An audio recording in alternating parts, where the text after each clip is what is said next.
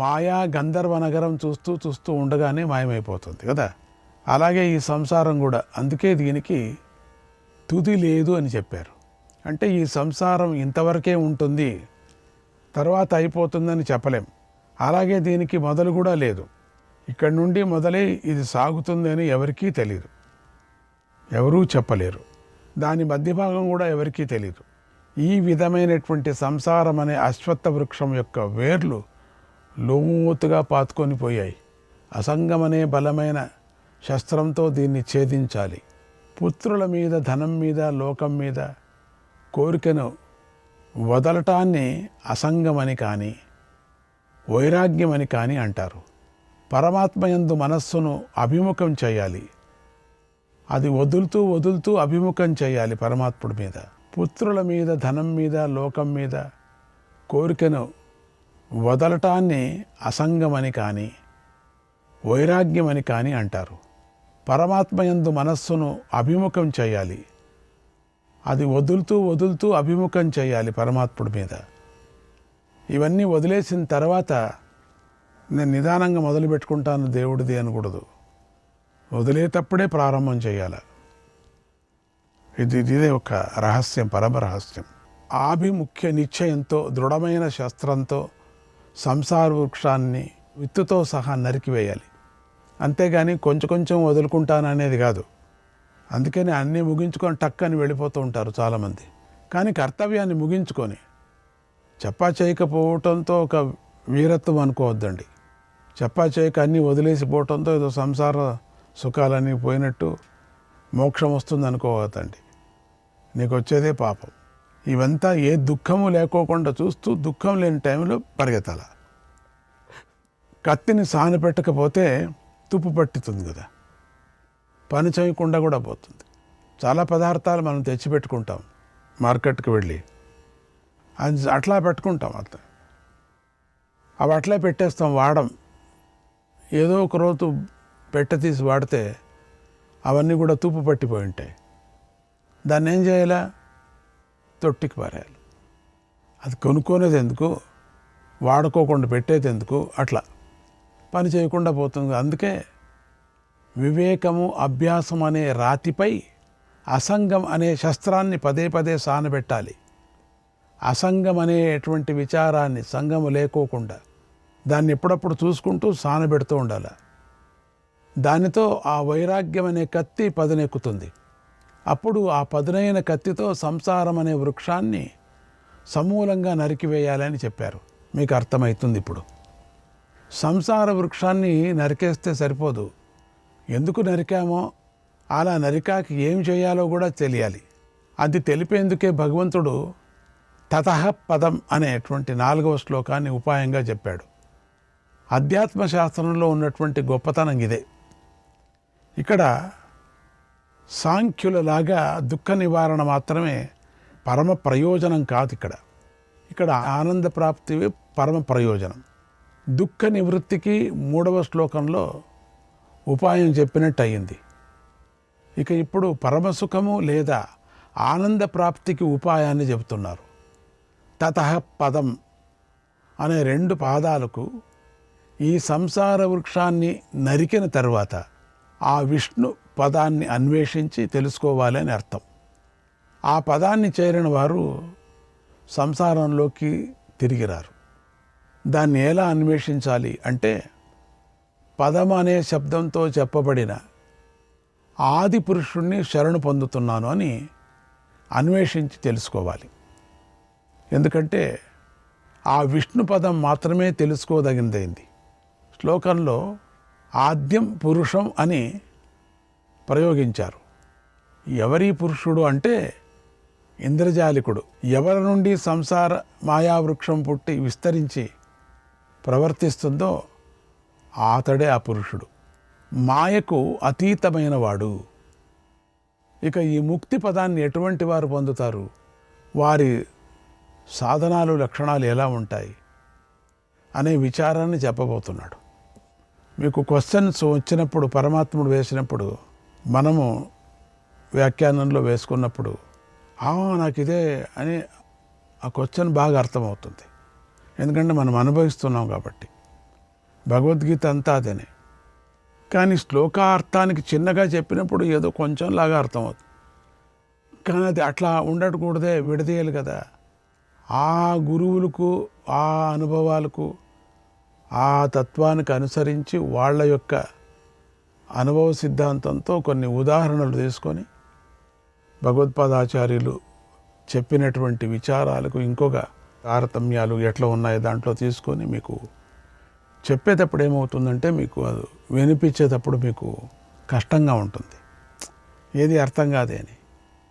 అదే క్వశ్చన్ చాలా బాగా అర్థమవుతుంది. అంటే క్వశ్చన్ దానికి ఆన్సర్ మీకు సరిగా అర్థం కాదు. ఎందుకంటే ఆ క్వశ్చన్ వేస్తున్నారే మీరు, సరిగా కర్మతో అనుభవించి ఆ క్వశ్చన్ వేయటం లేదు, మీరు పైకి వేస్తున్నారు కాబట్టి. అందుకని అది అసలు క్వశ్చన్లోనే ఆన్సర్ ఉంటుంది మీకు. అయినప్పటికీ మనం ఏం చేస్తున్నాం, ఆ క్వశ్చన్ వేసేసినప్పుడు మనకు హూ అనిపిస్తుంది. అయ్యో నా మనసులో ఇదే ఉండింది, ఎట్లా ఉంటుందో అని చెప్పి. అప్పుడు భగవానుడు ఆన్సర్ చెప్పుకొని వచ్చాడు. భగవానుడి జతకు మనకు వ్యాఖ్యానకారులంతా చేసుకొని వచ్చారు. వ్యాఖ్యానాన్ని చేస్తూ దాన్ని మళ్ళీ వ్యాఖ్యానించి మళ్ళీ ఆ తాత్పర్యాన్ని మళ్ళీ అర్థం చేసుకొని, వాళ్ళ లెవెల్లో అర్థం చేసుకొని దాన్ని మళ్ళీ చెప్పుకొని వచ్చారు. అట్లా ఆ గురు పరంపరంగా వచ్చినటువంటి వాళ్ళ జ్ఞానం మనకు ఇస్తూ ఉన్నారు. అటువంటిదే మీకు ఇప్పుడు కలుగుతూ ఉండేది. క్వశ్చన్ ఎట్లా అర్థమవుతుందో, నీ మనసు నుంచి పుట్టిందో నువ్వు అర్థం చేసుకోవటానికి శ్రవణం, మననం, మథనం, నిధిధ్యాసాదులు దాని మీదనే పెట్టాల. అప్పుడు ధ్యాస పెట్టినప్పుడు మాత్రమే అర్థమవుతుంది. మళ్ళీ మళ్ళీ శ్రవణం, మననం, మథనం ఇట్లా చేసుకొని వెళుతూ ఉండాలి. ఒక్క పర్యానికి అర్థం కాదండి మీకు. కంఠపాఠం చేసేస్తున్నాం శ్లోకం, దానిలో ఉండేటువంటి అర్థము సామాన్యంగా చెప్పుకొచ్చారు, అంతే, ఇంతటితో అయిపోతుంది. కానీ దానిలో ఉండేటువంటి అంతరార్థము కొంచెం క్లిష్టంగా ఉంటుంది, కష్టంగా ఉంటుంది. ఎందుకంటే ఆ సృష్టినే అటువంటిది, ఆ మాయనే అటువంటిది. అందుకని ఇక్కడ చెప్తున్నారు చూడండి. అసలు ఈ స్తుతిలోనే, ఈ ఒక మంత్రంలోనే, ఈ శ్లోకంలోనే భగవంతుడు నిర్మాణమోహాజిత సంగదోషాః అధ్యాత్మనిత్యా వినివృత్త కామాః ద్వంద్వైర్విముక్తాః సుఖ దుఃఖ సంజ్ఞైః గచ్చంత్యమూఢాః పదమవ్యయం తత్. మాన మోహాలు లేనివారు, సంగదోషాన్ని గెలిచినవారు, ఎల్లప్పుడూ ఆధ్యాత్మ మార్గంలోనే ఉండేవారు, బాగా నివారింపబడిన కామం కలవారు, సుఖము దుఃఖము మొదలైన సంజ్ఞలు గల ద్వంద్వాల చేత విడువబడిన వారైన అమూఢులు ఆ అవ్యయమైనటువంటి పదాన్ని చేరుతారు. ఎంత బాగా అర్థం ఉంది చూడండి. ఇంతే అర్థం చాలు మనకు. కానీ ఇంకా కొంతమంది డీప్గా వెళ్ళాలనిపిస్తుంది. అప్పుడు డీప్గా వెళ్ళేటప్పుడు మాకు అర్థం కాదు అంటారు. వెళ్ళకపోతే డీపు లేదు అంటారు. డీప్కి వెళితే అర్థం కాదంటారు. డీపు వెళ్ళి ఇంకా అర్థమయ్యేటట్టు చెప్పటం అనేది ఇంకా అర్థం కాలేదు. వేపాకు తింటాం, వేపాకు చేదు, నములుతున్నాం, తినేస్తాం. నీకు అనుభవంలో వచ్చింది వేపాకు చేదు అని. లేదండి దీని వివరణ చెప్పండి. ఏం వివరణ? ఈ చేదు వివరణ చెప్పండి. చేదు వివరణ, నాలుక నీకు చేదు కనపడుతుంది కదా, నీకు అనిపిస్తుంది కదా, అనిపిస్తుంది. వేపాకు చేదు, నమిలి తిను, మింగు. వేపాకు ఇంకా బాగా చేదుగా ఉంది అనటానికి కొంచెం చక్కెర వేసుకో తర్వాత. అప్పుడు చక్కెరలో ఉండేటువంటి తీపుదన భేదంతో నువ్వు వేపాకు యొక్క చేదును కనిపెట్టు. అంతే. ఇంతే శ్లోకం యొక్క వివరణ నేను చెప్పేది మీకు. అప్పుడు ఈ చక్కెర యొక్క తీపు వివరణ చెప్పండి. ఈ చక్కెర యొక్క తీపు వివరణ చెప్పాలంటే నోరు గడుక్కొని మళ్ళీ కాస్త వేపాకు కాసుకో. ఏం బాగుందండి ఇది ఒక ఎట్లా ఉంది. ఆ విధంగా ఎంత డీప్గా వెళ్ళి సముద్రం లోపల వెళ్ళి సముద్రం లోపల ఏముంది? అందుకే కదా వెళ్ళాం. ఇంకా లోపల ఏముంది? ఇంతే సముద్రం లోపల. సముద్రం లోపలికి వచ్చేసాం, ఫ్లోర్ వచ్చేసింది. అది కాదండి ఇంకా లోపలికి వెళితే ఇంకా లోపలికి వెళితే పాతాళం, ఇంకా లోపలికి వెళితే కింది లోకాలంతా పాతాళే. ఆ పాతాళాన్ని వివరించండి, అది చీకటి, వివరించలేం. చీకటి గదిలో మీరు వివరించండి చీకటి గదిని, అప్పుడు నేను వెలుతురు వేసుకోవాలి ఆ గదిని వివరించాలంటే. లేకపోతే చీకటి గదిని వివరించేది చీకటి అంతే, ఏం కనపడదు. లైట్ వేసుకోకుండా చీకటి గదిని వివరించండి మీరు అంటే అది వితండం. ఎట్లా ఉందండి అది? చీకటి గదిని వివరించాలంటే దాన్ని లైట్ కానే కావాలా, లేక బ్యాటరీ అలా పెట్టుకోవాలా. అందుకని చీకటి దాన్ని వివరించడానికి వేరు లేదు, దాన్ని పెద్ద అక్షరం చీకటి అంతే. వెలుతురు వేసుకున్న తర్వాత ఈ గదిని వివరించండి అంటే వివరించవచ్చు. ఆ తర్వాత మీకు చెప్తాను.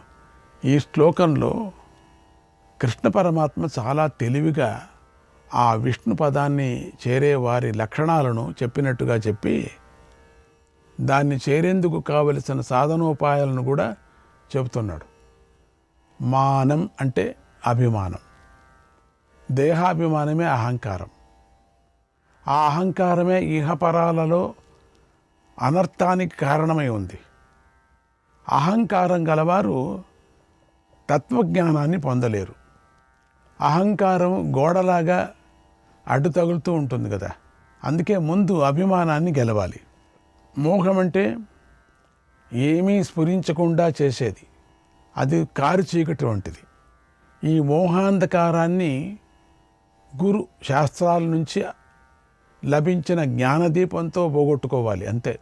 ఈ విష్ణు పదాన్ని పొందేవారు దేహాభిమానం లేనివారు కూడా మోహం లేనివారై ఉంటారు. ఇక్కడ సంఘమే పెద్ద దోషంగా చెప్పబడుతుంది. దత్తదర్శనంలో చెప్పినట్టుగా సంఘం అనేది అన్ని దోషాలకు కారణమై ఉంది. ఒక ఊళ్ళో ఒక ఇంటి కోడలు చేతికి ఉన్న 2 గాజులతో ఒక గాజుని తీసేసి ధాన్యం దంచింది. ఇలా ఎందుకు చేశావమ్మా అని అడిగితే 2 గాజులు శబ్దం చేస్తాయని చెప్పింది. దత్తాత్రేయ స్వామి ఆ తల్లిని కూడా గురువుగా స్వీకరించాడు. ఆమె చెప్పింది మాటలను గొప్ప ఉపదేశంగా భావించాడు. 2 గాజులు చేరితే శబ్దం వచ్చినట్టు 2 మనుషులు చేరితే వ్యవహారాలు ప్రారంభమవుతాయి. ఇక ఆధ్యాత్మికం మట్టి కలిసిపోతుంది. అందుకని ఆధ్యాత్మిక సాధన చేసేవాళ్ళు ఆత్మలో తామే ఉండిపోతారు, ఇంకొకరిని చేర్చరు. చేర్చినా కూడా ఏదో మామూలుగా మాట్లాడతారు, ఏమో బాగున్నావా లేదా, తిన్నావా లేదా, అంతే. వాళ్ళని పట్టించుకోరు. నిజమైన ఆధ్యాత్మ సాధన చేసేవాడు ఆధ్యాత్మ మార్గంలో ఏకాంతంతో ఉండి సాధన చేయాలని చెప్పారు. ఇది బాగానే ఉంది, కానీ లోకంలో ఎవరైనా సరే మరో వ్యక్తితో కలవకుండా ఉండగలరా అనే ప్రశ్న కలుగుతుంది. అందుకే ఇక్కడ సంఘం అనే మాటను ఆసక్తి అనే అర్థం చెప్పుకోవాలి. అప్పుడు విషయాసక్తి అనే దోషాన్ని గెలిచిన వారు అనే అర్థం వస్తుంది. ఆసక్తి, ఇప్పుడు 2 కలిసినా పర్వాలేదు, విషయాసక్తిలో దిగకూడదు. చూసారా, నేను చెప్పలే ముందు, ఏమా భోంచేసావా, హలో పడుకున్నావా, అంతే. విషయాసక్తికి వెళ్ళకూడదు. విషయాసక్తిని తగ్గించుకుంటే అక్కడ మనస్సు శుద్ధమవుతుంది. విషయాసక్తి 2 చేరినప్పుడు అటువంటి మనస్సులో జ్ఞానజ్యోతి వెలుగుతుంది. ఊరూరికే మాట్లాడటం, వాళ్ళని గురించి వీళ్ళని గురించి రూమర్లు పెట్టుకోవటం, ఆ రూమర్లు చెప్పేది మనకెందుకు అది? అట్లా ఒకరికొకరు మాట్లాడుకుంటూ రూమర్లు స్ప్రెడ్ చేసుకుంటూ, పైగా నేను గురువు శిష్యుణ్ణి అని చెప్పటం, పైగా నేను ఆధ్యాత్మ సాధన చేస్తున్నానని చెప్పటం, నేను అసంగం, నేను ఒక్కడనే ఉంటాను మనసులో, ఒకటి కానీ అని చెప్పటం, ఇవన్నీ చేయటం. సో దీని నుంచి ఏమవుతుంది, నీవు ఇంకా వేరు లోపలికి పోతుంది, నీకు బయటికి రాలేవు మాయ నుంచి. నీకెందుకు అదంతా? వీధిలో ఏందో జరుగుతుంది, వెళ్ళి కిటికీ తీసి చూసేది ఏం జరుగుతుందో అని. శ్రద్ధగా ఉంటే వాకిలి తీసి బయటికి వెళ్ళేది, ఇంకా శ్రద్ధగా ఉంటే లోపలికి వెళ్ళి వాళ్ళ మధ్యలో వెళ్ళి నిల్చొనేది, ఇంకా శ్రద్ధ కలిగితే దాంట్లో చెయ్యి నోరు వేసుకునేది. ఎందుకు ఏం జరిగిందండి అని. అందుకని ఇట్లా రూమర్స్తో అట్లా స్ప్రెడ్ చేసుకుంటూ వాళ్ళ జీవితాన్ని నాశనం చేసుకుంటున్నారు.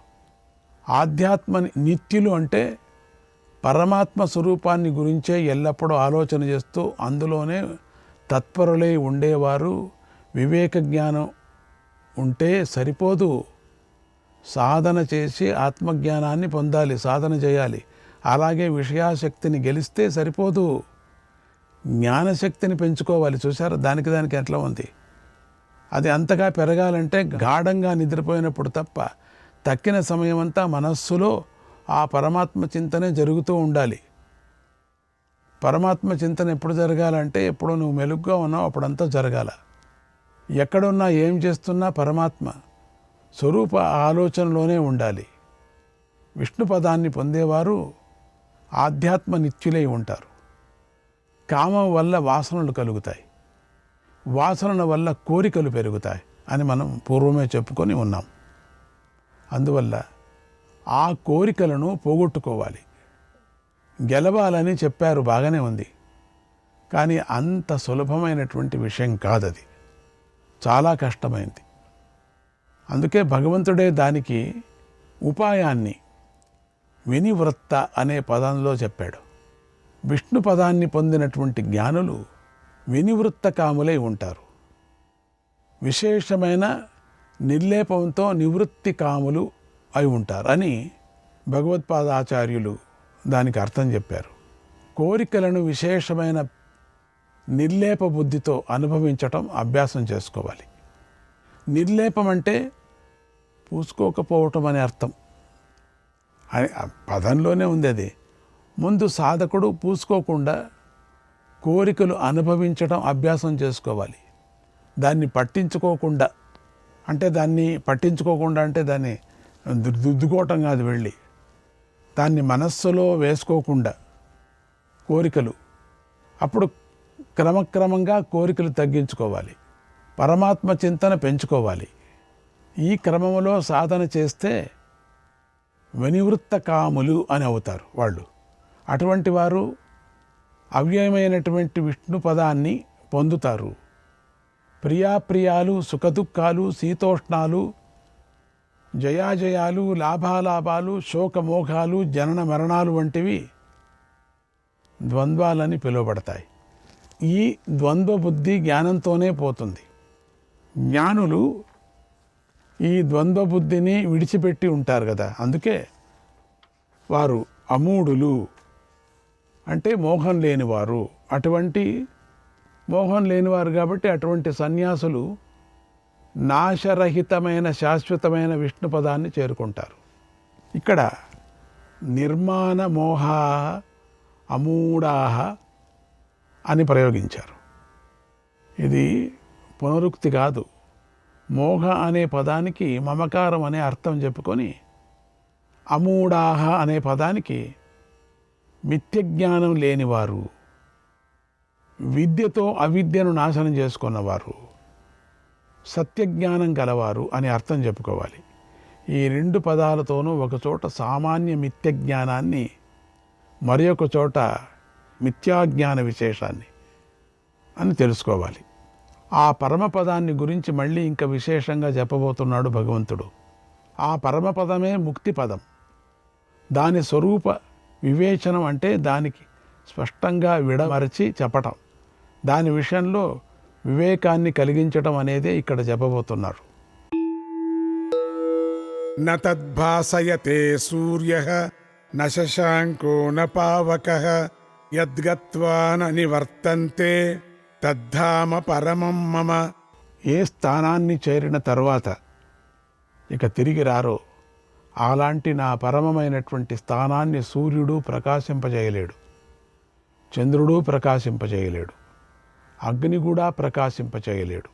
భగవంతుడు చెప్పిన ఆ పరమపదమే ఇక్కడ తెలిపిన పరమపదం అని అర్థం చేసుకోవాలి. అక్కడ తెలిపింది, ఇక్కడ తెలిపినటువంటి పరమ ధామము, పరంధామము, పరమధామము. ఆ ధామము తేజోరూపమైన స్థానము. లోకంలో సమస్త వస్తువులను ప్రకాశింపజేస్తూ మనకు చూపించేది సూర్యుడే కదా. శ్రీకృష్ణాయ పరమాత్మనే నమః.